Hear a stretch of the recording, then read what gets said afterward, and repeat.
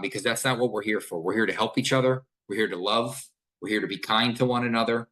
And what I do know is this: the more you share with me, the more I can gain access to myself, which I'm appreciative of. So thank you. But also the more I can help others because I learn more about others. I want to continue to share with you my story. One of these episodes, I'm going to share my full story just so you can see all the different times where God said, nope, that's it. Nope, you're done. Nope, lesson. And you will see that these things come into your life for a reason.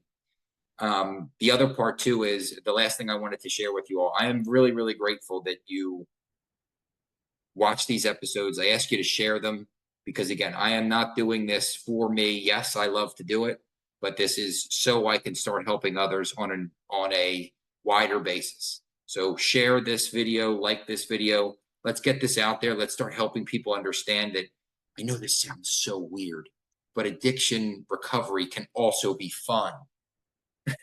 It seems like it's all pain and struggle, which there is a lot, but it can also be fun. Let's make it easier on each other. Let's make it easier on the community. Let's become one and shed this shit for good. All right. Thanks everybody for watching. I appreciate everyone. I'll talk to you next.